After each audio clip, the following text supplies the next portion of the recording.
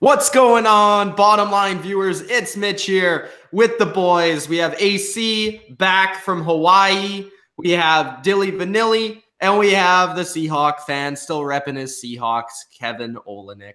First off, AC, you're back. You haven't been on here for the playoffs. How was Hawaii? What did you see in the playoffs? Just let us, the bottom line viewers, know what's going on. Yeah, no, Hawaii was good. It was a tough, ever since Wentz went down, it's been tough for me. So I needed to spend 10 days in Hawaii to kind of just recover and, reminisce about the good times and just hope for the best. Because at this point, I'm confident. We'll get into this game. I'm confident somewhat in this game, but at the end of the day, it is hoping. But yeah, Hawaii was great. The sun, the drinks, it was all good, all gravy. The playoffs, I was surprised about the Chiefs, obviously. That was interesting. But I do give credit to the Titans in the second half. Mariota showed something.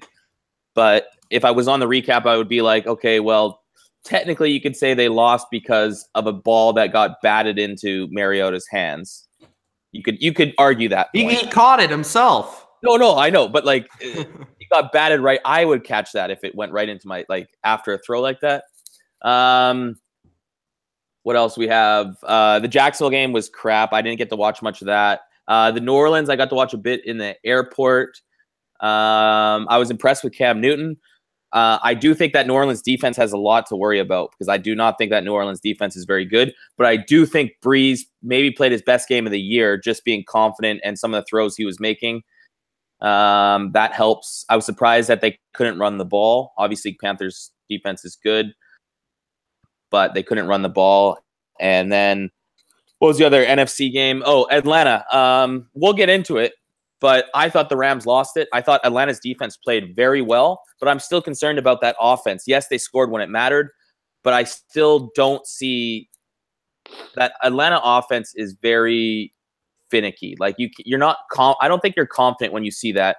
And I was impressed with their run game, but Mitch, like you said in the chat, the Rams run defense was bad all year. I think it helped that the Rams were beating teams all year, which you could say the Eagles, that's why they have the #1 defense, is because you beat teams so bad that teams aren't going to be able to run the ball against you because you're always leading. So that was interesting looking forward. But yeah, out of all the teams, I like to hate on a lot of teams. I've never really hated on the Falcons, but I might have to try to start notching that up just a bit this week. But that's kind of my rundown of last week. All right. Sounds good. Guys, anything else to say before we get into our picks? This week, we're going to answer the question, does defense win championships? All right. Simple enough. Okay. Let's get to the opening game of the week, which is the Philadelphia Eagles. Oh, this is starting first. Okay. Yeah, we're going to take that. Are we just going to go in order, I'm guessing, then?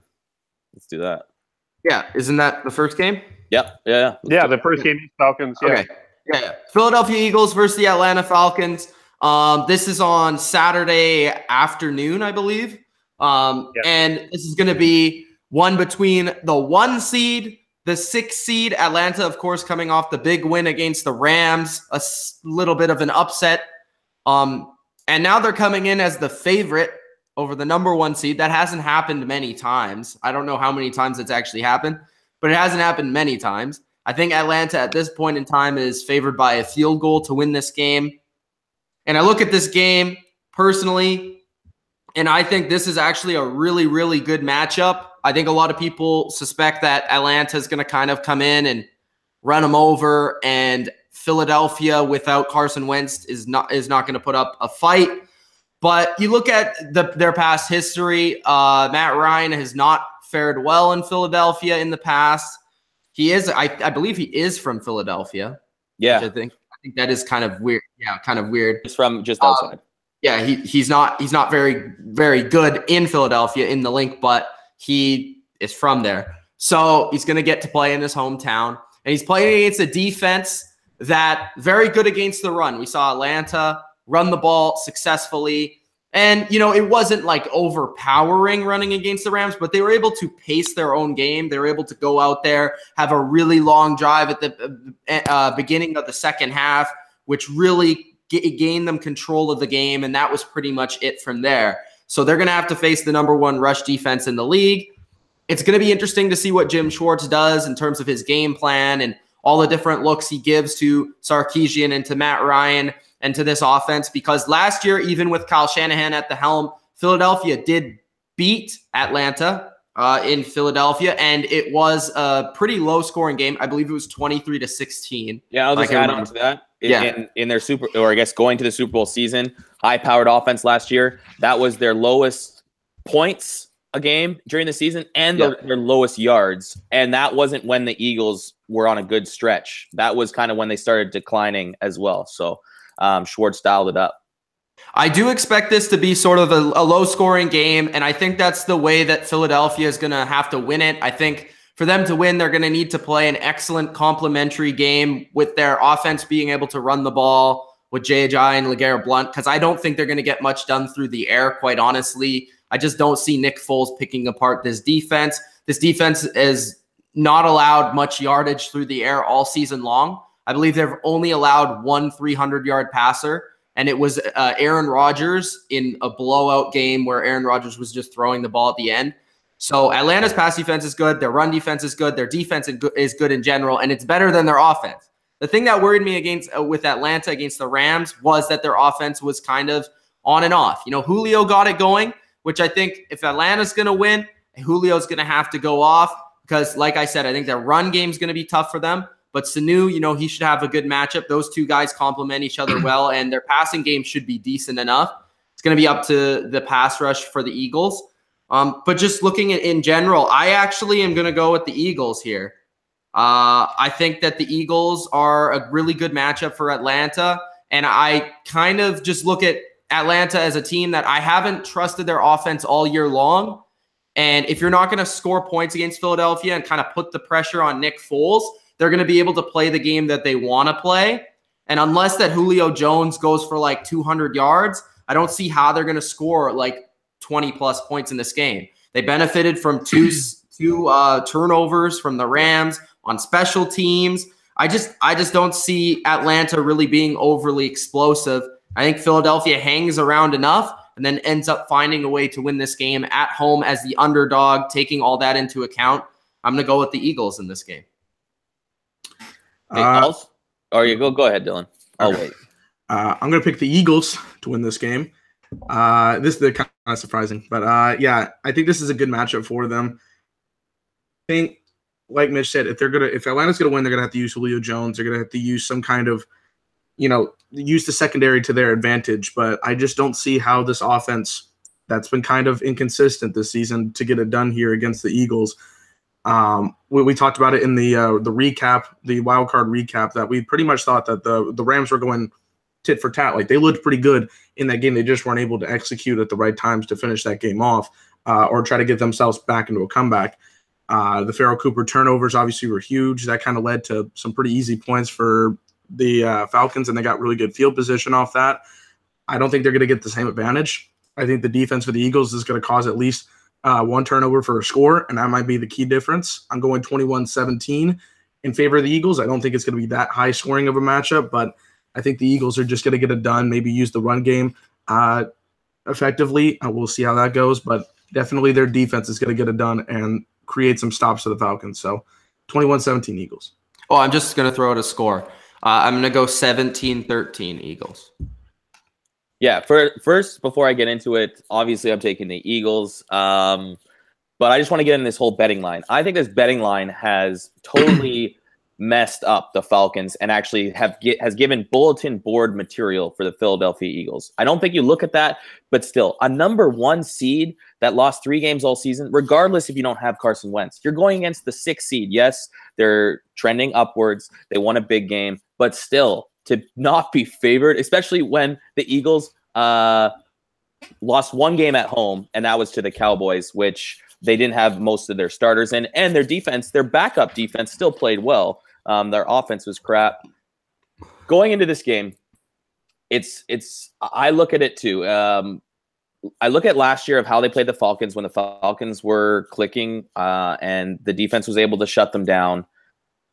Obviously, Atlanta's defense is much improved, which I think we all thought last year that with getting Trufant back and that defense had so many young pieces that they were going to be good. So I am kind of worried about that. But I do think, like you guys said, Matt Ryan and that offense with Sarkisian, it just doesn't look right. They're off at certain times. And Julio is going to beat you. Even in that game that the Eagles beat the Falcons last year, he had 10 catches for 150 yards, but no touchdowns. So looking at the pregame and Schwartz talking, he says, yeah, like Julio's still going to get his catches. I'm not as worried as the other receivers because I think Gabriel, they're missing huge for the third receiver. And I think at least with Sanu, now normally we'd have like Nolan, last year it was Nolan Carroll or McKelvin on him. Now it's going to be Darby or Patrick Robinson, who's probably been one of the most improved players on the team with Aguilar defensively. So I think they're going to be able to shut down that. The run game, the Eagles all season has at points have given up big runs, but not like the Rams did, where it seemed like when Atlanta got going in that second half, they were just going like 6 yards, 7 yards. The Eagles have shown that they can give up yardage, I guess, especially late in the season. But even like if you look at the Zeke game, a lot of his yards came on like 2 big runs, and then the rest he's held in check. So I think the Eagles' run defense is going to step up. I think the pass defense is going to step up. I think it's going to be the Eagles defense has to win this. And then when it comes offensively, I think the bye week really helped the Eagles offense because they were so bad. And it's weird because if you look at how promising they were in that Giants game where it was like the worst Eagles defensive performance and Foles was just gunslinging, I was like, whoa, like this is not going to matter. But then you see him in Oakland, which is like maybe one of the worst quarterback performance I've seen in a long time from an Eagle. That was just horrible. And then even the first couple drives of the Dallas game, mind you, I think Torrey Smith is call him trash because he's an Eagle, but he dropped a lot of passes and they can't do that. And the last thing, we'll get to the weather. Matt Ryan is 1-3 in cold weather games, or 1-2 in cold weather games. It's pretty crazy to think that in 8 years, he's only played in 3 cold weather games. But I was going to go with that as a main point. But it's supposed to be. He is 1-3 in Philadelphia. He's 1-3 in Philadelphia, but I'm saying cold weather games, which is probably 5 Celsius, so around 34 Fahrenheit, whatever, and below. That's cold weather. But it actually is supposed to be there's a warm front, so it's actually not going to be. Technically, from their stats wise, it's not going to be a cold weather game, which they're 7-6 in. So I'll still go towards that outdoor. I think we have an advantage, but it's going to be a close game. I think the under started at 44 and is already down to like 39. Like there's not going to be very. It was at 40 like last time I checked. Yeah, like so I thought like slam the under betting. But yeah, I'm hopefully we can make it last one more week.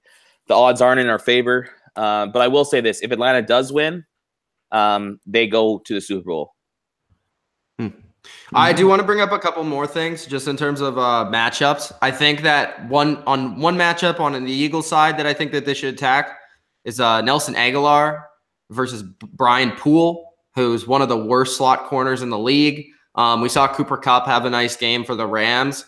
I think, Jeffrey will probably have some issues with Trufant, and Alford's actually really good as well. A lot of people don't think that, but he's actually good. So, Brian Poole, if they can look at Nelson Aguilar and Nick Foles, that's been his favorite receiver. So maybe he could get some nice matchups. And then on the other side, Tevin Coleman needs to be used more in the passing game for Atlanta, especially against Philadelphia, who have had injuries at linebacker and stuff. And if they can use him in creative ways, which I'm not sure they can, I think that, he could have a nice game receiving wise. Kev, what's your thoughts on this game? Well, I originally, in the playoff recap, when we had Sports Fury on, I was the only one that picked the Eagles to defeat the New Orleans Saints. I guess we may get into that next week. So I'm sticking with the Eagles here. I look at, you guys brought up a lot of good points. The Eagles are number one on defense, or one of the top defenses, especially at home. The stats at home this year, 13.7 and 9 of their last 11 home wins. The other issue is Falcons defense actually scares me more than their offense. But I think one of the things that's going to happen is creating turnovers. And the Falcons don't do it, actually, not that well, which is a concern. And I think that you can get the big play on them. This has to be a low-scoring game, though, for the Eagles to win. If it's not, if this gets into a racetrack, that's the advantage Falcons because of all of the weapons. But ultimately, Steve Sarkisian has yet to prove to me that he's been able to handle these weapons with any appropriateness. I just think the Eagles at home, playing at home, I think the fans are going to be cranked up. I'm looking for Aguilar. Also, I think Zach Ertz is going to have a really good game here. I think he's in a tough matchup, I'll grant you, the middle, but I think he's going to have a good game here, and I think the Eagles are going to run the ball enough. And I don't know, we may see Mr. Sudfeld in this game. I don't know what the percentage of that is. We might. If they're losing. Yeah. So I don't think that you would want that to happen, Kevin. We're going to do the national championship thing again? Is that how it's going to work? Yeah. Well, the thing I'll say with Sudfeld is that Foles was so bad the last two games and his first drives in Dallas. When Sudfeld came in, the offense wasn't great, but he wasn't playing with starters. But he did show he was way more confident than Foles when he was in there. Mm-hmm. Like he was actually making throws, stepping into it, and obviously it's like Sudfeld. Who the F is Nate Sudfeld, right? Like, but he was confident, and that's why I thought if he did have a good game, it would put questions in. And what I would say about Foles, I do think the week off probably helps him. I think the week off helped this team. And the thing is, this is the first time too, a number one seed with the week off is an underdog. So it's like normally that's the pressure of the week off. Like you're the favorite. You had a week off. Yeah. Mm-hmm. Come out slow. This is the first time that they're underdogs. The number one seed is. Yeah, and we've seen. I think we might see a bit of that. We might see a bit of that in the Vikings more so than the Eagles. But the Eagles, I think the week helped them because it's just like that was a crazy last 3 weeks. We lose our MVP. We're getting a lot of guys healthy. I think Brandon Graham had some injuries. And do any of you think too? I know it's week by week, but like I think that Atlanta Rams game was somewhat physical. It was, and so. It was still a like physical game. You saw like right at the beginning how Atlanta was sort of on a different level from the Rams in terms of they were playing a level up from where they usually play, and the Rams were still at that regular season level, sure. So we'll see what happens with the Eagles. Also, just one more thing on this game: third downs need to be better for the Eagles. 3 of 25 in the last 2 games. Ooh. Yeah. Falcons are first place on third down on offense. Falcons are really good at that. So yeah, they're at I think 44%, or they're even something better. Like they're better in third down this year than they were last year because they were just scoring on first and second down too. So. Yeah, well, like the Saints, which we'll see. We'll talk about them.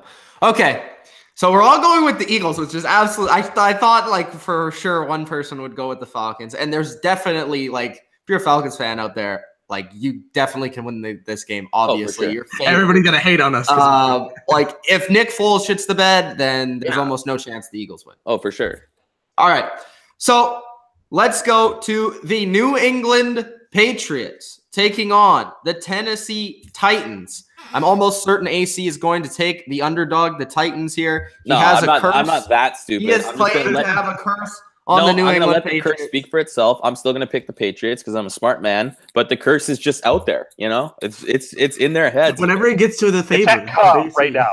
I want to ask a question before we even get in the preview.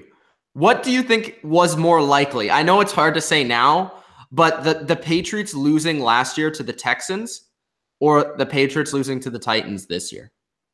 Oh, losing to the Texans last year because that defense was still like they had a. But you know what's funny about that is the Titans are only plus 13 and the Texans were plus 16.5. Shit. At least the Patriots covered that game, by the way. At least for the Texans were competent and they played well. They almost, they were for a time they almost won that game. But I actually would argue this one because the Patriots aren't coming in super healthy. Right now, they don't have all of their weapons. They will. But they're also 29th against the run, and the Titans' bread and butter is running. So I do think this game will be close for 2 to 2.5 quarters. then I think you see the Patriots pulling away at the end. I thought you were going to go with 2.5, 3 minutes. Yeah, I could agree with that. Okay, so let's break this game down. Obviously, we know what the Patriots offense can do.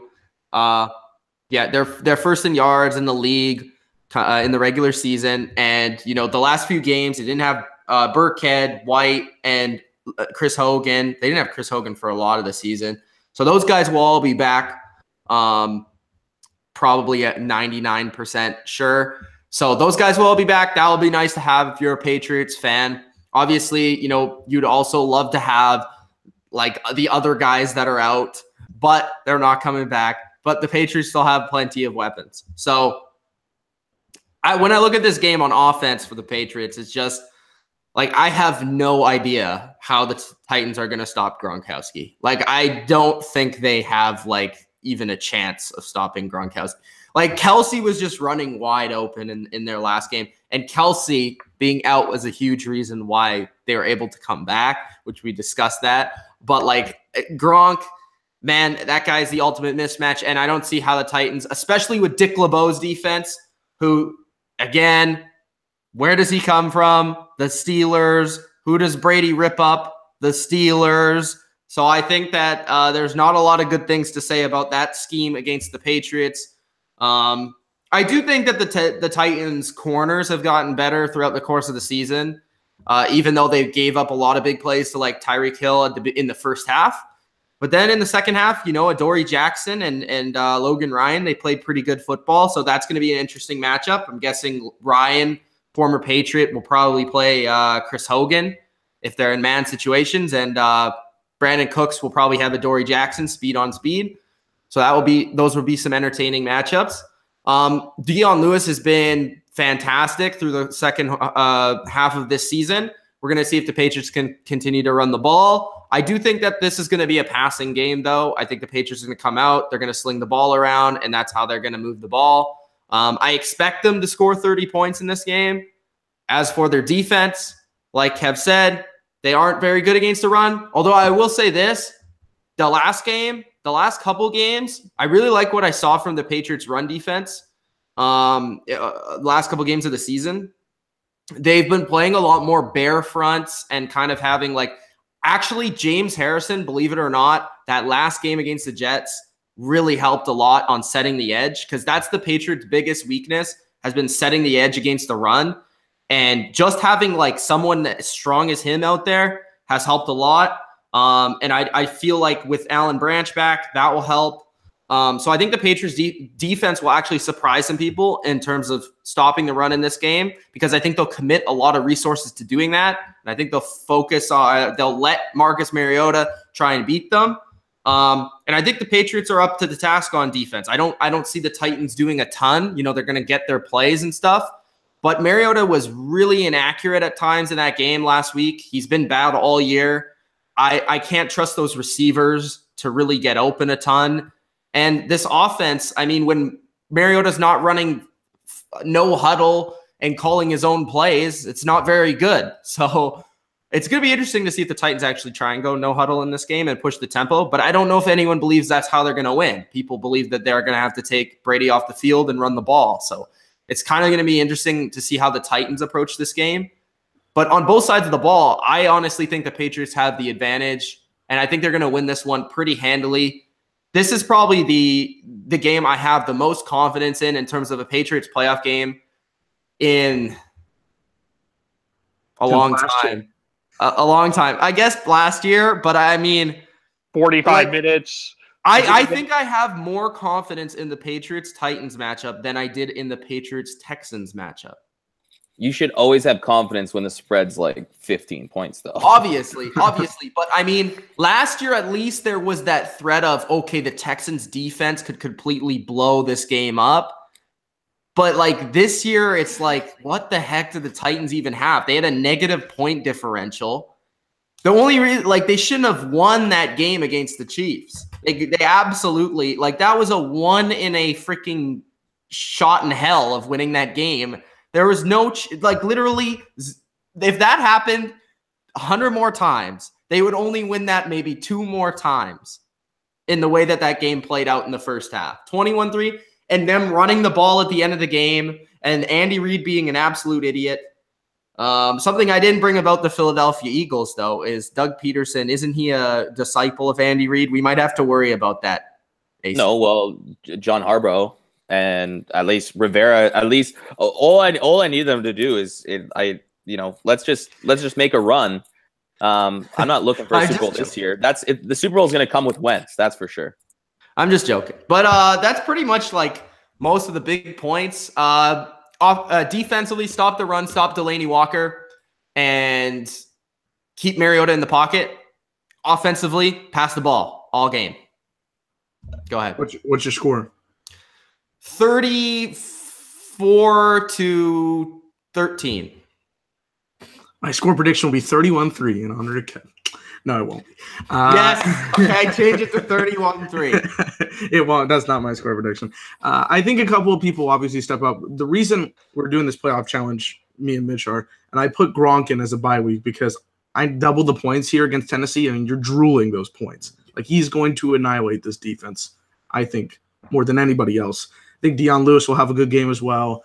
Tom Brady's going to realize that, by the way, this is his 35th career playoff start. This is Mariota's second. So I know we don't talk about playoff experience, but I think that's a pretty big one.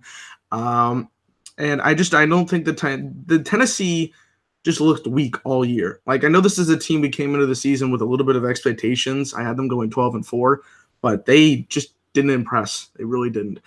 Congratulations for them to play the Chiefs, where they don't know clock management, or they also don't know how to run a game for a full 60 minutes. But they made the comeback, and that's nice. But I just think they're going to be outmatched completely. I don't think their defense is going to be able to stop much. I think if one thing is for sure, they'll be able to run the ball a little bit. Maybe that'll help them get some points. But my final score is going to be 34-13. I don't think this is going to be a close one. Isn't that what I just said? I thought you said 10. I don't know if I can know. I agree with I do. What was I going to say, damn it?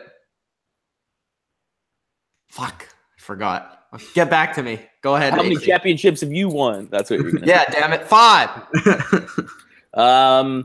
Okay, obviously I'm taking the Patriots. And I'll just play devil. I think they easily should win this game. Betting purposes, I do think the Titans somehow might be able to cover. But I want to see how the spread, because I think the spread continues to go up. And I think it will be closer to 15 around kickoff, closer to, like you said, against the Houston. It's going to keep on going up for sure. And we still have about 4 days. That's just kind of on the betting side. What I will say is the only way Titans win this game is because the Patriots right now, Belichick and Patricia and that defense, they're being like, okay, what do we need to do? All we have to do is take away Henry, because that's was majority of their yards. So now, can Mariota prove all his doubters wrong, up and win this game on his own? And like, some of these guys need to be able to catch. Eric Decker, that was probably one of the worst drops I've ever seen in the NFL. That was even worse than the Browns one, just because that was like actually hit him in here, and I guess it was way worse. Yeah. It hit him right in the chest. And he was just wide open. It's just like, and Corey Coleman was at least like on the sideline, having to keep his feet in with his hands out. And he didn't. And Decker didn't need to catch and turn or anything. He just had to lay down. Yeah, and it was like third down, right? So I do think they'll be able to stop Henry. So then it's can Mariota use his legs a lot more? Because I think what we're seeing too in that second half is Mariota all season has been hurt. I don't think he's been 100%. And I think now we're seeing he's getting a bit more healthy, and he's going to have to use his legs. He's going to have to do everything. He's going to have to be pretty like the Cam Newton of his team. And I'm not a big Cam Newton fan, but I appreciate when they do win games, he does play very well. He does it with his feet. He makes throws. Like, I'll just throw it out there. The Patriots should definitely win this game. For someone that doesn't have a lot of stock in this game, I'm going to be cheering for a close game regardless, because for most people, we don't want to see a blowout or anything like that, especially on playoffs. And I was just going to say, AC, like, if you're a Patriots fan, obviously you expect to win this game, but like I want to see how they win this game. Oh, for sure. Yeah. Like I want to see, okay, is Chris Hogan back and is he like open? Because then you're prepared for whoever you're playing. And, like how much are they using Lewis compared to White and Burkhead and like all the little things? How's the offensive line? That's always that's the thing for the Patriots. Because like how's the secondary playing? Like all these little things. Is James Harrison getting to the quarterback? You know, so. And what I would say is though that like for some reason Arakpo and Morgan looked like Bosa and Ingram last game too. Yeah, in the second Especially half. The second half. Yeah. So that was interesting. And you know what? Like, it's just easy to like obviously take the Patriots. So I'm just saying ways that the Titans maybe have a chance, but obviously it's a slim chance. I don't think this Titans defense is as bad as everyone thinks they are. I was saying the stat all season long that they've given up. I think their run defense is good. But no, but even for big play, I'm just saying big plays. And I brought this stat up pretty much every time we talked about the Titans, that during the season, they had the fewest, I think, 25-yard plus plays in the league, which obviously you can still beat them just dumping and short passes. And that's what Patriots are on. That's what they do. So obviously that doesn't really matter. I just do appreciate that stat because I think that keeps you in games a bit more. But I'll take Patriots. I'll say I'm gonna go a bit higher. I'm gonna say 38. I'm gonna say 38-28. Ooh, whoa! Wow, You think the Titans are going to score 28 points on the Patriots? Oh yeah, man, it's gonna be awesome. Nah, I don't know about that one. And you'll have if that happens, AC, you'll have me come on here like we lost. I'm not gonna lie. Yeah, if they cover the spread. So I'm just cheering for a cover. I'm just cheering for a cover. Like if the Patriots win 28, like what would it be? 28-15? I'd be better than that than like 38-28. Because then I'd be like, oh, we're gonna get fucking killed by the Steelers next week. And then maybe that's the curse. Yeah. Then it comes still waiting for the break. Now we're still waiting for the Jags, and then there's no chance that team can score 28. And then plus we're still waiting for the Tom Brady Madden curse. Whoa. Well, apparently that article was it. So there you go. No, man, he's not going to make the pro. He's not going to be able to play in the Pro Bowl. That's the curse. Oh yes. No, he's not going to be able to go to the Pro Bowl. You know what's funny about that article? Like I did like a rant video on that, and just recently they brought up like 3 different things that was false about the article. Like there was the new thing where they said Jimmy Garoppolo could never get into the Guerrero building, even though he had a card to get in. Yeah, but I'm just saying, just like that article, what do you think they would say? It's a bunch of fake shit, bro. No, I know, but like, what do you think the other side would say? Because it's just he said, she said. So obviously the Patriots are going to say that. You know what I mean? Like it's tough. No, but why don't you ask Jimmy then? I'm sure he would say that. But why hasn't Jimmy spoken up? Because he doesn't care. But I'm saying, you think if it was false, he would be like, no, that never happened. I don't think he really cares. It's off season. No, Kev's agreeing with me. If you would think Jimmy G would be like, no, what are you talking about? This is ludicrous. Probably Jimmy G was the source. Jimmy G's the source. He's giving us the. Yeah, it's like Jimmy G's this decade's Mangini. No, I'm saying, and like because we haven't talked about that article. I've talked about plenty. You could check out my 45-minute rant. Well, no, it's interesting. Yeah, but that's one side. And, you know, I think it's even crazier. Which, by the way, does not have a single dislike on it, AC. Really? Nice. I thought there would have been in common. Well, your Patriots. All right, guys, go ahead and dislike it now. just go over there. All right, Kev. So this is what I'm gathering from this game. This is basically a Patriots preseason game. Yes, it is a practice. We have to come out there. We have to execute. And then we have to wait for our opponent. That's usually what the divisional round has been. Can I go through like the divisional opponents? Like the Colts, who we like run like 400 yards every game that we play them against. The Texans, who had Brock Osweiler. The Texans, who had Matt Schaub and their jackets. What else? Oh yeah, I remember. The only tough divisional game in the past, like since 2010, has been 2. Okay, so we lost to the Jets. So that's one of them. The second one was the Ravens game in 2014, which was an epic game. But other than those games, the rest of the games have been like 100 points to like 10. Mark Sanchez, baby. Where's he at? So that's why I'm assuming that, because I don't see the Titans as a Baltimore with Joe Flacco, proven history against the Patriots, good defense. Then I don't see them as the Jets, who are a division rival with the Rex Ryan defense.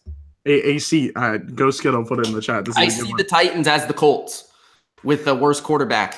Yeah. This is a good one. He might not be MVP. That's the curse. That Brady might not be. No, that might be the curse that he is. That would be the curse. And then they don't win the Super Bowl. Because nobody that like the last QB to win it, like 99 was the last MVP to win the Super Bowl. So no, and I love how they do that. Hey, though. and it's did you check my bold predictions before the season? Tom Brady wins the Super Bowl and the MVP. Just saying. Oh. No, but that's the thing. It's like they're gonna give it to Gurley because what Gurley did at the end of the season, in my opinion, which I don't think is right. I think Tom Brady's an MVP, but I don't care either way. No, I like as you shouldn't because of the history of winning the MVP. But yeah, I do. It think would be nice to say Brady won 3 MVPs, but I think Peyton has a couple more though, right? Yeah, he has 5. Well, even though like 2 of them like were like. I don't know why he. What a legend! What a great guy, Peyton. I wish he was in Brady still. What a guy! I said Peyton should be the Monday Night Football guy, color commentator. Yeah, I wonder who they're going to replace with him. Peyton to me seems more like a GM. But he'd be hilarious. He's the sheriff. Omaha. I want him or Moss. Omaha. Oh, Moss. Probably be Rex Ryan. No, Rex Ryan is terrible. That first week where we had him and that other chick with the guy on the sidelines that didn't know English. No, God, no.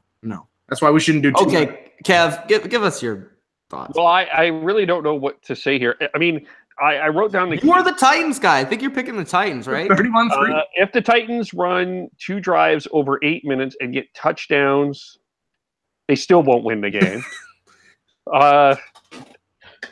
If the Titans score in every possession, they still won't win the game. Who said this? No. This is my statements. I'm writing. Okay. These are things I am saying.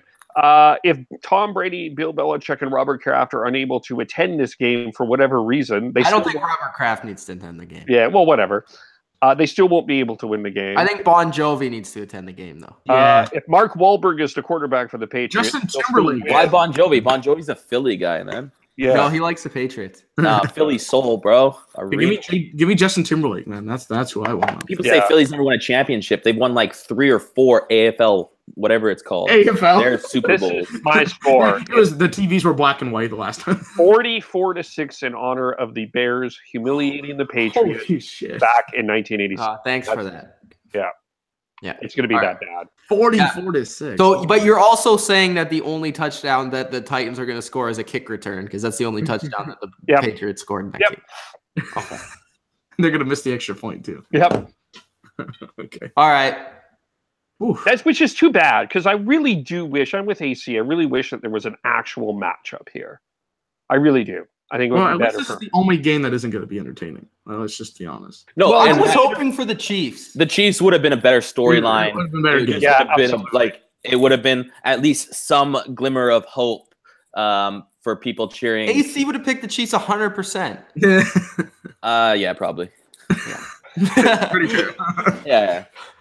Okay. Next game. Sunday morning is the other AFC showdown, which is the Jacksonville Jaguars versus the Pittsburgh Steelers. This is the more interesting of the AFC games because this is one of the matchups that, other than the Chiefs and Patriots, was going to be like, can the team get revenge after the blowout that they lost earlier in the season?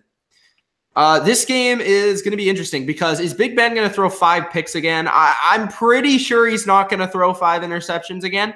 Maybe 2, maybe 3, but I don't think he's going to throw 5 interceptions again. Yes, the Jaguars' defense is amazing. Especially their pass defense. They only give 160 yards a game passing against, Ramsey, Bouye, all these guys. Their pass rush is incredible. Blake Bortles. I mean, he's the only quarterback other than Mike Vick to run for more yards than pass in a playoff game. So congratulations to him. And he's the only quarterback to not have beaten a dog to do it. So there you go. But let me whiff off that. That's an old joke. Yeah. So, dust off that I one. liked this. Shit got dark. Okay, so Got dark. Here we go. All right. I think the Steelers, the main thing with the Steelers, I think if this was the first matchup, the Jaguars could have a good chance of winning this game. But because it's the second matchup, they have to win in Pittsburgh again. And then they have to watch the tape and realize that we can't throw the ball 55 times again. And they can realize that, yeah, let's just give it to Le'Veon Bell. And if we score 17 points, we're going to win. I mean, the Steelers just have to pack the box like every other team has. Say Leonard Fournette run past 9 people. And then Blake Bortles is going to have to just try and pass against their secondary, which I know their secondary isn't good, but it doesn't really matter because Bortles misses half the throws. Like, Bortles is going to have his best game of the season this week. Leonard Fournette is going to have another great game that he had the first time around.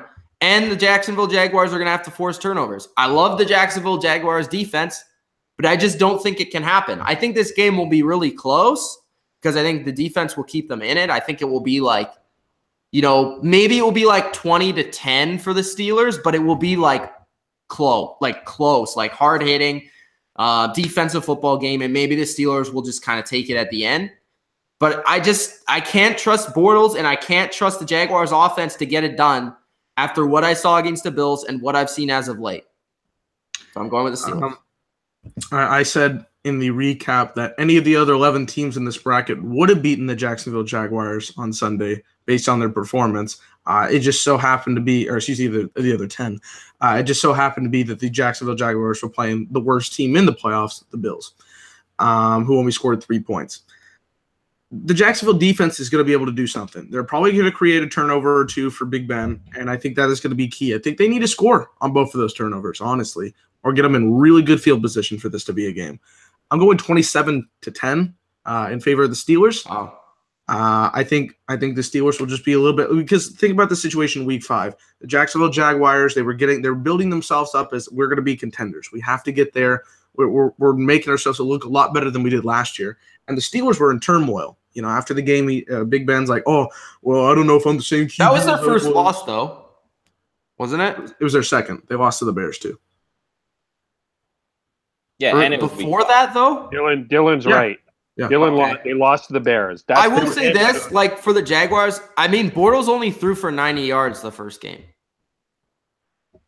I think I don't think that, but Fournette is not going to be as and they had what, 2 defensive touchdowns? Like if you probably two defensive. But I'm just trying to make the case for the Jags. You winning the game.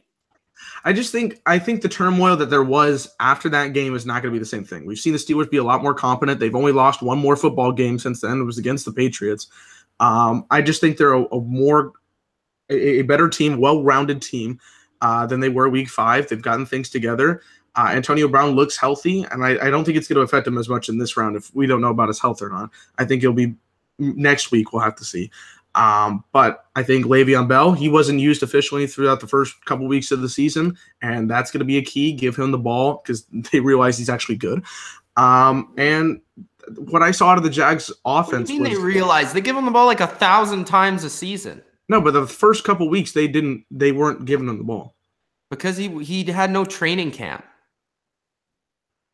You're still not going to give it to a guy that's talented enough in 5 weeks. He still ended up with the most rushing attempts in the league. No, I know, and that's why. I mean, obviously, throughout they used him later on in the year. I just don't think they used him as well in that first matchup. The second matchup, I think he's going to be completely different.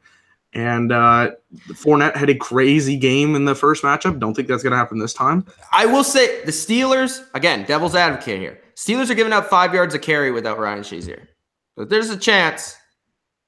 In this game. If Speedy Bortles can make the runs, I don't know. And I will say this: the Steelers, they're terrible against bad quarterbacks. This one's different.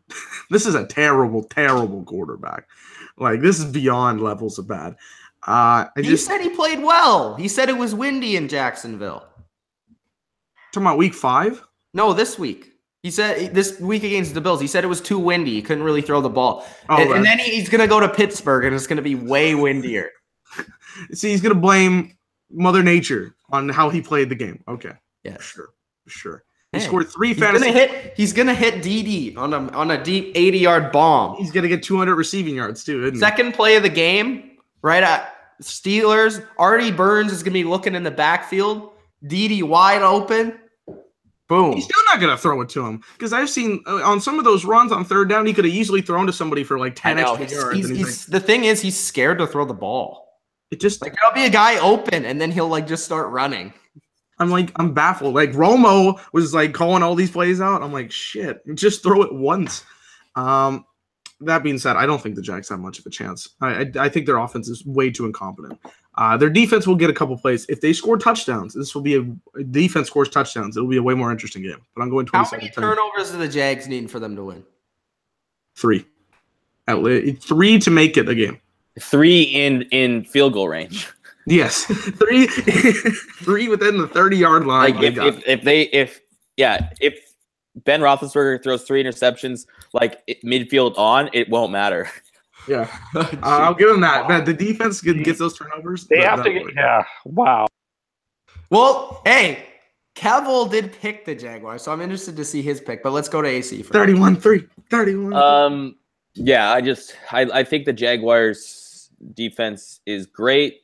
One of the best we've seen in a long time, and I think they'll continue to be good for years to come. But this isn't the game. And if you're a Jaguars fan, you want Bortles to have a horrible game, because if he somehow has a good game and wins this, quarterback next year too. Well, I think he's coming back regardless. The way they're talking, he is coming back regardless. But I feel like if they lose this and he has bad performance, they'll bring someone in, and at least they'll be a QB. And then they'll be like, "Oh wait, this guy's shitty," and then they'll play the other guy. No, and then it would screw up. But I just think if he has a good game, people like even if they have a good game and lose, I think they'll be like, "Oh, like say if the defense all of a sudden has a horrible game and Blake Bortles plays well, if he plays like Drew Brees level, oh shit." Yeah. I don't even know how. Yeah, I think it won't. I do agree without Shazier, it's different, but I think we've seen a lot of good Steelers offenses, but I think finally we're seeing with Juju they do have a legit number 2. I was kind of skeptical because I don't like to buy into the hype of these young guys so early, but he has proven that he is a legit player. And I think Roethlisberger, towards the end of the season, looked as good as he has throwing the football, being smart with the football. And then Bell just is going to do what Bell does, one of the best running backs in the game. That defense, I think, the DBs are good enough against those subpar receivers where I don't think that's going to matter, but I do think that could matter down the road because their secondary isn't that great. They've showed some promise with some of their players, but I'm gonna go Steelers. I think the Steelers going to get stopped somewhat, but I'm gonna go 24-10. Yeah, so similar to mine. I do also just want to say that damn it, I forgot it again. Oh, this is it. Big Ben, 1-4 against the Jaguars, including a loss in the playoffs to David Garrard. Yes. That's my man right there. Oh. Yeah, but that must have been very young, Roethlisberger. That was 2007.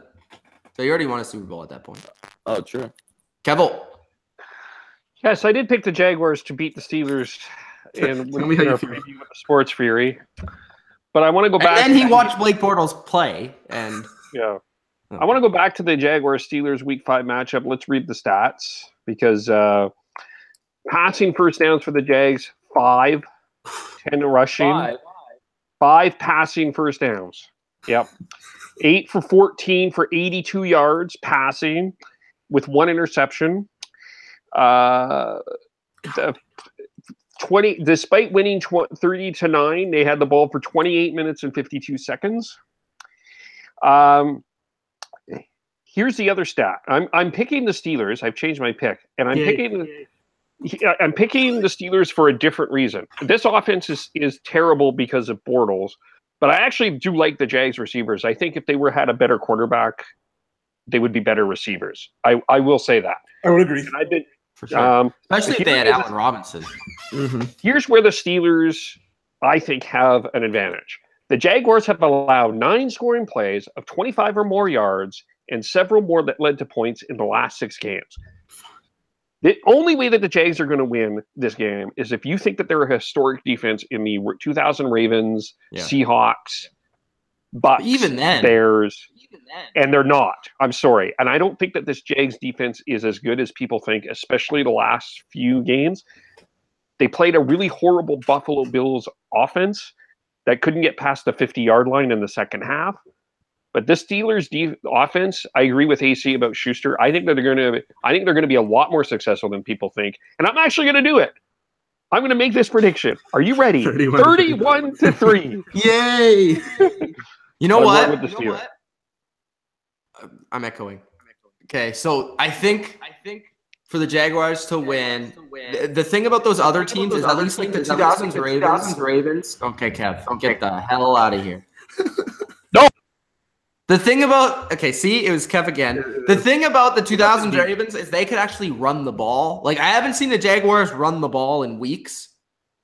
And I haven't seen like the 2015 Broncos at least had Peyton to put them in the right play and like get them operating down the field a little bit. And the 2013 Seahawks, obviously, they had Russell Wilson. They had a pretty good offense. So, I mean, like, this team has nothing outside of their defense. Like, it's literally the most one-sided team I've seen in, like, a long time. It's like you're hiking with somebody. You got to carry them up the mountain. Like, they're just incompetent to do it. So they're on your back. But I don't think this Jags defense is as good as people are saying. They may not be on that level, but they're a great defense. To make the make the playoffs with this bad of a freaking offense is incredible. Sure, but I think they can be had. I think especially on big plays, they can be had. Do you think the Steelers will do it? 30. He did say 31-3. So all right, they had 4 touchdowns in the field goal. Okay. In the last game, I do think it is going to be interesting how well the Steelers play, like your Patriots, for next week. I do think that that's also important, though, as well. Okay. All right. Final game, Minnesota Vikings versus the New Orleans Saints, the biggest game of the week, the game everybody's wanting to see, the game everybody's talking about, the game that I thought would be the NFC Championship is now going to be in the NFC Divisional Round. I'm sticking with the Vikings. I think I watched the Saints again last week, and again, we discussed it at length, but the Panthers were a couple plays away, maybe a Gano 25-yard field goal of winning that game. Do your math here again. Yeah. Do our math. And you're just looking at this. I mean, the Panthers, again, I'm going back to this. Yes, the Panthers defense is pretty good. But the Panthers defense does not match up with the Saints offense. Their passing defense is not very good. They've proven it throughout the entire year. The Vikings are a different animal when it comes to defense, when it comes to passing defense. They have the pass rush, but they also have the secondary that the Panthers don't have. They're able to man up on these guys. They're able to play, a more physical style, and they have the talent. Like, they have a shutdown corner in Xavier Rhodes who can match up with a Michael Thomas. The guys on the Panthers don't have those. They have Harrison Smith, who people are talking about as Defensive Player of the Year. I wouldn't go that far. I think he's the best safety in the league, but I wouldn't say he's Defensive Player of the Year. But he's not a Pro Bowler, which is crazy. He's not even a Pro Bowler, but he was first team All-Pro. So, and then offensively, it's just Cam Newton on the Panthers. I mean, Jonathan Stewart sucks. Christian McCaffrey's and then, you have Greg Olsen. Who you have a receiver? At least in the Vikings, you have Adam Thielen, who's a second-team All-Pro. You have Stephon Diggs, who's a proven good player. Kyle Rudolph, who's been a former Pro Bowler. A good offensive line. Latavius Murray, Jerick McKinnon. You have weapons on this offense. Case Keenum is playing numbers-wise this regular season just as good as Drew Brees. I know his name isn't Teddy Bridgewater, so we don't want to say that he's very good, but yeah, he's a pretty good quarterback, and I think that he can actually he can throw the ball against this defense. Cam did it with less than stellar talent, with little to no run game. I think the Vikings will be able to run the ball a little bit more effectively than the Panthers. I think they'll be able to protect, and I think they'll be able to hit those receivers. Whoever Lattimore is not covering is going to have a field day. And we saw Greg Olsen have a good game. Jerick McKinnon should do the same sort of things that McCaffrey can do. And I just don't think the Saints will be able to be as explosive, especially on the road. On the road, they've lost their last 3 games this season. They play in Minnesota, which is one of the toughest places to play in the entire league. It's going to be rocking. And that defense, I think, is an issue for the Drew Brees-led offense, even though that offense is good. I just think that the Vikings, have all the solutions for what the Saints are going to be able to throw at them. And I actually think that week 1 performance is a little bit more relevant than people will bring to the table, because, AP was still playing in that game. And, blah, blah, blah, blah, blah, Sam Bradford, Dalvin Cook. But I think there were things in that game that is going to happen in this game. Like, I think the Vikings, without Andrews Pete in this game for the Saints, he's out for the season. Vikings could get pressure on Breeze. And, I don't believe in the Saints quite as much as other people do. So I have the Vikings winning. I think it's going to be 24-13 for the Vikings. I think they're going to win pretty convincingly. Interesting. This was also my NFC Championship matchup. By the way, 34K on that predictions video. Thank you guys. Although I do get comments after the video was posted about how my predictions were wrong, which I find funny because it's a predictions video. But regardless, but they were wrong, man. Oh yeah, 2 for 2, man. I just can't do that, man. You gotta be came back at halftime. You didn't see it, Why did you predict it, man? Like, oh my god, bro, you're terrible at your picks. I'm like, bro, chill out. It's a predictions video. The Eagles aren't even playing the Saints anymore, man. You're terrible, bro. Like the Falcons. Yeah, this was my NFC Championship matchup, but now it's the divisional. I think it'll be a very good game. I like what I saw out of the Saints offense. They used Michael Thomas. I mean, obviously, he's had the most catches in the first 2 years of a career than everybody else has in the history of the NFL. But it just looked like Drew Brees. I think he had his best game last week, this season. He was efficient. He went out there, made some really good throws. Of course, Sean Payton was doing some really good calls, but I just think that Drew Brees had a really great game. Alvin Kamara in the running game, they were pretty much non-existent. Like, Kamara had that one rushing touchdown for 2 yards, but they had their season low in yards, if I'm not mistaken. It was basically the Drew Brees game. So I think they need to be right around the same kind of a mix of both in order to win this game. For the Vikings, I like what they got at the offense. Case Keenum, this is his first career playoff start, so maybe you're thinking this could be a little bit of pressure, considering Drew Brees has started in quite a bit of them. But I think this will be a good matchup for him. I think that he'll have a couple of that Saints defense. I'm not 100% sold on. Like Lattimore, whoever he's covering, like Mitch said, I think is going to be a difficult matchup. But anybody else, like a guy like, I think he'll probably cover somebody like Thielen, but a guy like Diggs is going to have a good game. Kyle Rudolph is very good. And the defense, really going to have to put the pressure on Brees to get it done. And I think they will. Somebody like Everson Griffin is going to get the job done. I'm going with the Vikings. I'm going to say my score is 24-17 in the Vikings. And I think it'll be close, but I think the Vikings will have just enough to get it done. If the Saints can run the ball effectively in this game, it's going to change the way the game is played. But again, I don't have a lot of confidence in them doing that, not just because the Vikings defense is great, but because they haven't ran the ball effectively in the past 5 games. They've only ran over 100 yards once, and it was against the Jets.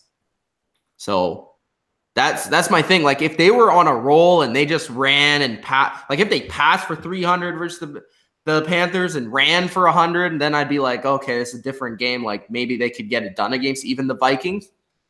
But they're unbalanced. When you're unbalanced against a great defense, you're not going to score. Okay, I gotta be the contrarian here. I'm taking the Saints. Whoa!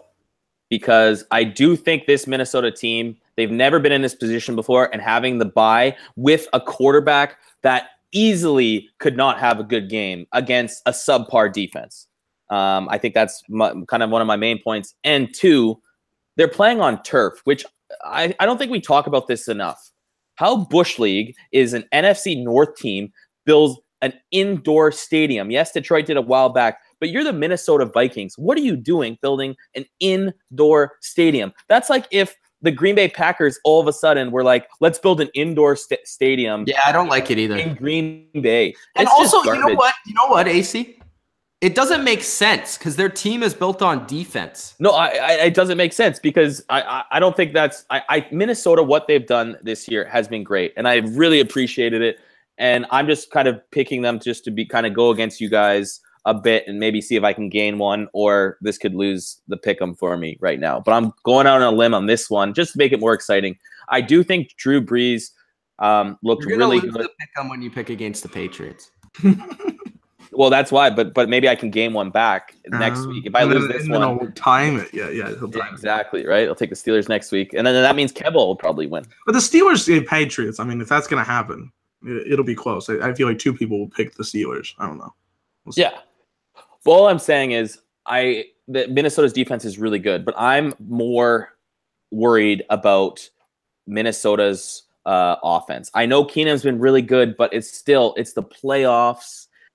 You're the best team. Like now you're the Super Bowl favorites, or for the NFC at least, because the Eagles, and just because the way things have played out, I just don't think Case Keenum having the week off, all the pressure, all the people talking good luck, all his texts he gets. I think during the season you don't have time to think about that. With a week off, I think it's kind of getting in, and Keenum easily. I don't think people would be surprised if all of a sudden Keenum had a really bad game. I think the Vikings could still win with Keenum having a bad game, but I do think when you're playing against Drew Brees and how bad are we talking here? I'm talking like let's say 55 completion percentage. I'm saying maybe 250, and then I'm saying maybe 1 touchdown, 2 picks, something like that. If the Saints return a pick, then it's totally different. I just think if they Tracy Porter it. Yeah, true. I'm just going, I guess, the other side. I'm taking the Saints because it's indoors. The Saints obviously are used to that. They're quicker. I think Michael Thomas is maybe the most underrated receiver in the league right now. Hey, I tweeted that thing, or I retweeted something that said already Michael Thomas is a better receiver than Cooks. And you can see why they did that trade, in my opinion. Well, imagine if they had Cooks and Thomas. Yeah, but then they get Ramczyk, who's been a starter since week 1. Yeah. At right tackle. But they also have 6 linemen who've been starting. What do you mean? They've rotated guys in because they've had injuries. So they No, I know, but Ramczyk, but you get a guy that's a rookie already starting, and he's just going to get better at an offensive line position. I think that's a pretty good. Yeah, it was a fine trade for them. It worked out. And then just saying, like, I think Mike Thomas had a bit more pull because if they're. I don't think Mike Thomas is going to do much in this game. I'd be surprised. Yeah. And then I don't think that Trey Waynes is very good too on the Viking side. I think he's a competent number 2, but I don't think he's all that. Obviously, enough. Xavier. So you're saying Ted Ginn's going to burn him in this game? He might. Yes, he might.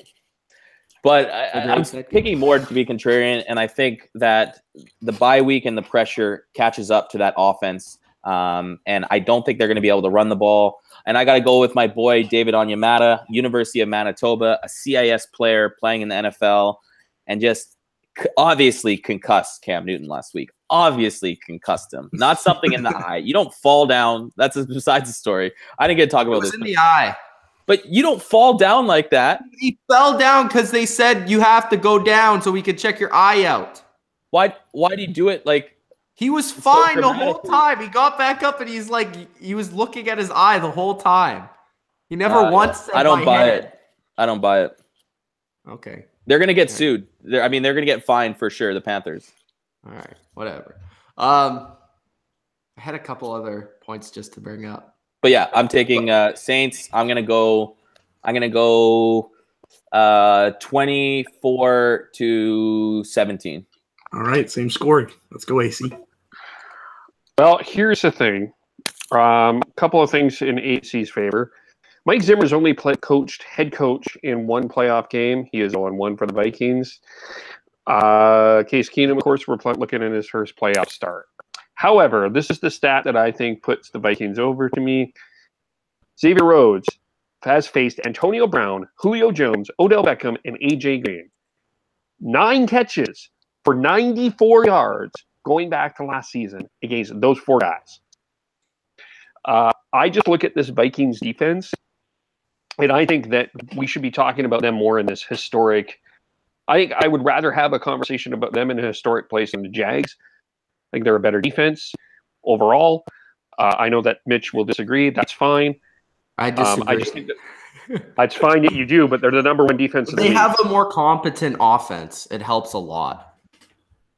But they have the number 1. That's maybe, but I think their front 7 is great. I think their secondary is great. I think they'll be able to run the ball. I don't see how Mike Thomas is going to get anything.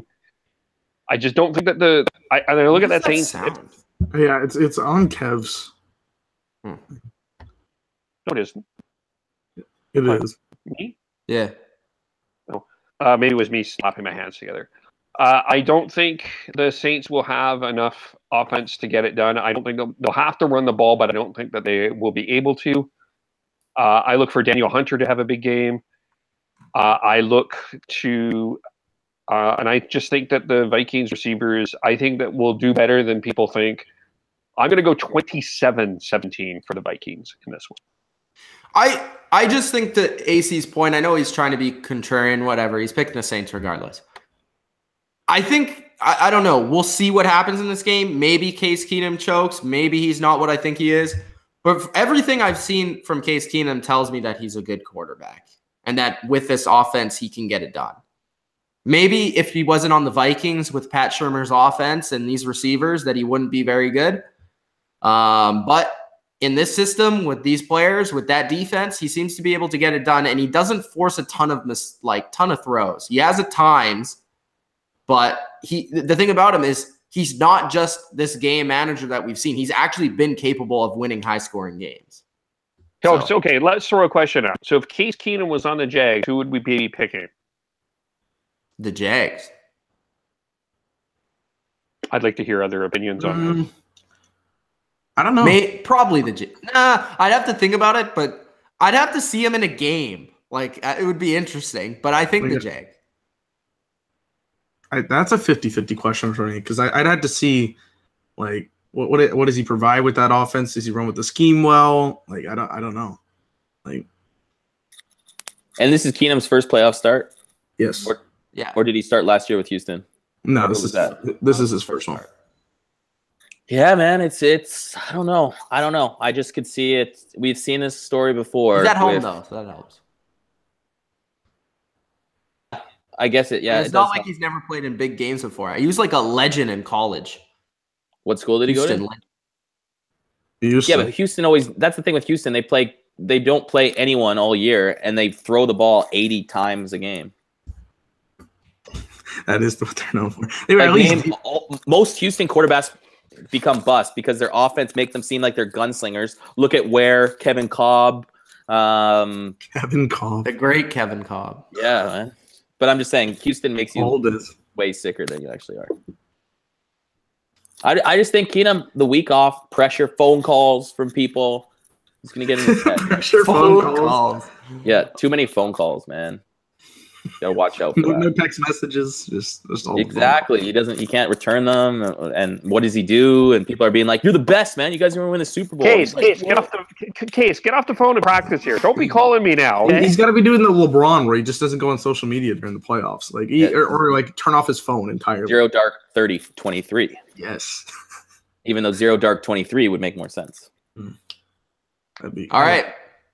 Those are our picks. Divisional round. Does everyone want to just go over their picks and then their final thoughts, and then we'll say goodbye right after comments? Yeah, for the first game, I gotta go back to my games here. Okay, for Falcons Eagles, I got the Eagles winning. I think it'll be an interesting game. I think I said by a touchdown. Not 100% sure on that. Yeah, give scores if you can. Okay, so for the Eagles, it might not be the same, but I think the Eagles matchup. It was 21-17. That's what I predicted. 21-17 for that matchup. I think it'll be good. Titans Patriots is going to be a freaking blowout. Going 34-13 was my score there. Jags Steelers could be good, but I'm going to go 27-10 in favor of the Steelers. And Vikings Saints going 24-17 in favor of the Vikings. Okay, I'll go. So I went Eagles. I think it's going to be 17-10 Eagles. The one thing I will say with the Eagles, though, I don't think they were going to make the Super Bowl because there was a chance if they made it, I might potentially go, but I'm not too confident. So instead, I booked a trip to Scottsdale for the Waste Management Open, like the most gong show tournament ever. So I'm down there for the Super Bowl. If they are, it would make for a great weekend if I got to watch the Eagles there. So I'll go 17-10 Eagles. I'm going 38-27 Patriots. I'm going 24-20. I'm going to go 24-14 Steelers. And I'm going 24-17 Saints. For me, 20-17 Eagles over the Falcons. 44-6 Patriots over the Titans. 44-6. 31-3.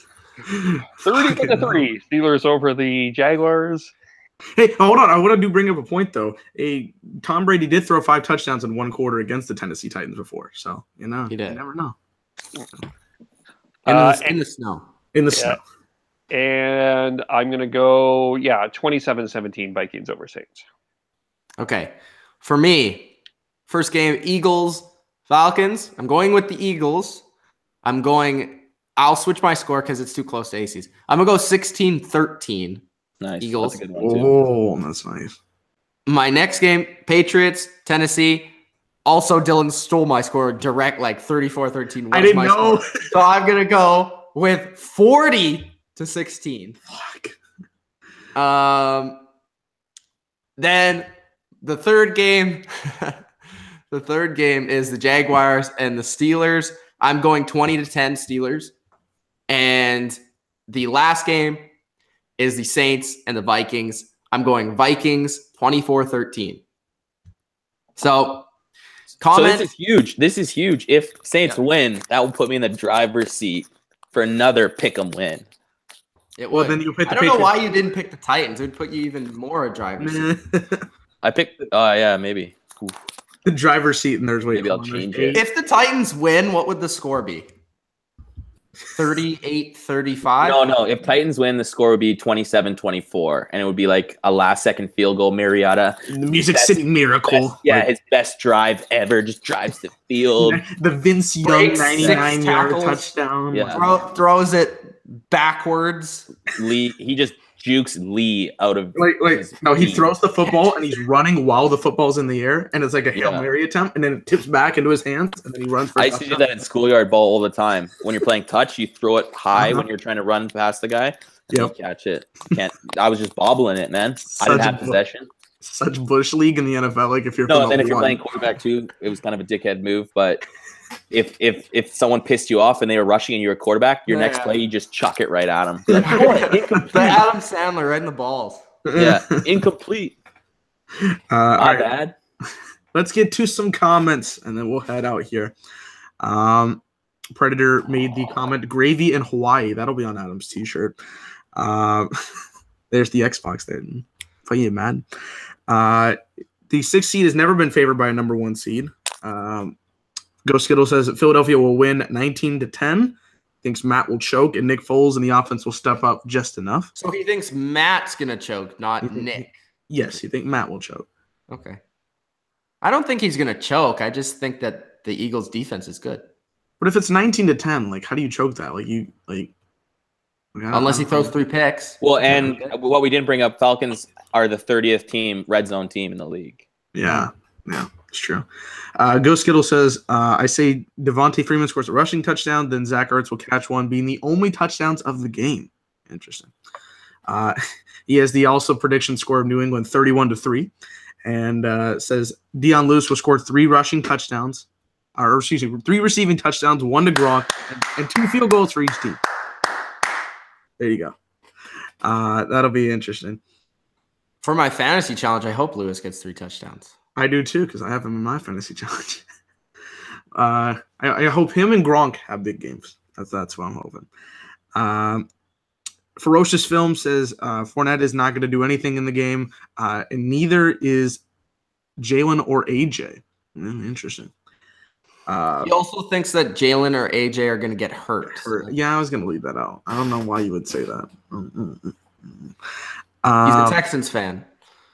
Like I said, you can't cheer for injuries. You can't cheer for injuries, but you can cheer for just internal struggles within the organization and just people hating each other. Destruction of the team. Yeah, destruction of the team from the inside. Nothing to do with injuries. Such like a bullshit movie. Ferocious Film says he thinks it will be 34-14 Steelers, and then says not only that, but I think the Steelers have the on-field experience against this Jags team, and the Steelers will come out raging. The thing about the Jags is they don't need experience because they're just these cocky dudes, and they just like come in like, I don't even care. I'm just gonna wreck you. Like Calais Campbell's like, I'll just like. Oh well, Calais Campbell's Andre the Giant. I'm going to eat Big Ben. I am not finished with you. Week 5 was like the beginning. Like he's just gonna tear down. Did you guys watch that interview yet? No, I forgot about. No, I haven't. Jeez. Skittle says Kirk Cousins needs to come in for Case or Bradford or Teddy Bridgewater. They're all better than Blake Bortles. Oh, Blake Bortles is about as good as a stick at this point. He's not very good, guys. He also says when we were talking about the 2000s Ravens defense, he said Trent Dilfer and Dilfer's dime is the GOAT. Yes, because he was the leader of that 2000 team. You see. And then he also has a point that he says you said Stewart sucks. And he doesn't think he does. It's just old. He's very, very old. He's very mediocre. Let's see. Training Solution says it will come down to Breeze versus Minnesota D and Case versus Saints D. And he's taken Breeze in that scenario. 28-15, says Support. Wow. They're talking about that hit on Cam was dirty, but I don't really know how it was dirty. It wasn't dirty. It was a bang play. Like you can't stop your momentum on that. Let's see. They're talking about Greg Ward. Yes, the Houston GOAT, the legend. Ferocious, why are you still trying to compare me to Mitchell Trubisky's little brother? Like I don't know. Like why do I really look like him? I don't think so. No. Just because I'm white. Like I don't know. He also maybe says, the haircut. Outside of that, maybe. He says Titans are weak as fuck. What a fluke. And then also says Falcons 34-14. Holy shnikes. That is a lot of points. That would surprise me, honestly. Well, and then Marsman says Eagles are going to get wrecked 34-13. So that would surprise me too. I think the Falcons could win like 20-6. Yeah. But understandable. 34-13 is, I don't know. And I'm just going to say this. Doug Peterson has had players who have won Super Bowls speak to the team and discuss their experiences then and since. So how many Patriots? Torrey just one. Two. Torrey Smith, Malcolm Jenkins, Chris Long, Chris Maragos, LeGarrette Blount, Corey Graham, Daniel Ellerby, and Will Beatty. Oh, so players that are actually on their team. Yeah, no, yeah. I think that's one thing that I don't know what people aren't talking about is the Eagles don't, like, for all the playoff experience that apparently they don't have, they have it in the dressing room. They do, yeah. They have a good room. Yeah. Strong room. I want to see LeGarrette Blount go off. That'd make me happy. I would love to see LeGarrette Blount because I think he had a great kind of start to the season when we were winning games, and in the third and fourth, he just demolished guys. But he has... I feel like when he gets bottled up, he can't get away as much as he needs time to get going. Like I know, and then he's fine open field and stuff. Yeah. But there's a couple times where he gets bottled up and he just kind of like doesn't even seem to be moving his feet very fast. I know exactly what you mean. Like, and it's just like it just doesn't look like he's trying in a way. Obviously, he is. Key factor too, I think Corey Clement out of the backfield. I think they're going to try to get him involved with some screens. Deion Jones will be right there. Wait. Yeah, but then who's? Yeah. Oh my God. I don't hate. I think Deion Jones is great. I actually like. That's the thing. Out of all the teams the Eagles could have played, I like the Atlanta Falcons the most. Interesting. Like take a shot. So you think the Falcons would beat the Vikings and the Saints. No, I'm saying if they win this game, I think they become a team that, depending on how they win this game, but I think regardless, if they win this game as the 6th seed, we've seen the 6th seed story before, the team with experience from last year, I think they go to the Super Bowl and beat the next team. I really do. I think I'm going to pick them regardless, just because I want to see Patriots Falcons again. But I don't know if they'd win. No, I don't think they'd win the Super Bowl. Win the NFC Championship. I just picked them just because I want them to. Yeah, we'll see. But hopefully they don't. Time Mitch says Deion Jones in these like the wild card and the divisional, you'll hear it a lot. Boy, Deion Jones. That's how people remember. I'm gonna start a ballot next year. Deion Jones for Pro Bowl. You might make it. I don't know. It's too fun. Should have made it this year. Bullshit. All right. Anything else to say? Go Deion. No, again. I'm hoping for another good week of football. At least the wild card round provided some entertainment I didn't expect, and we got one upset out of it. I think this week we'll get at least 2 really good games. We'll see about the 3rd and the 4th one. In the AFC, like I don't know if the AFC games are going to be all that great, but the NFC I think will be good. I'm just looking for good football. Okay, thank you guys. Play better football. That's all I have to say. Both of you, Jags and Titans. Come on. All right. No. And interesting that the AFC South has 2 teams in the divisional round, and the NFC South has 2 teams in the divisional round. Okay, thanks, guys, for joining us for the divisional round picks and preview. Hope you guys enjoyed. If you did, hit the like button. Subscribe to the channel for more NFL. Thanks for allowing us to hit 4,000. We're on our way to 5,000 already. Got 100 in less than a week. So get us up there to 5,000, and we'll see if we can do something special. It's Mitch, Dylan, Kev, AC. Enjoy the games this weekend. Peace.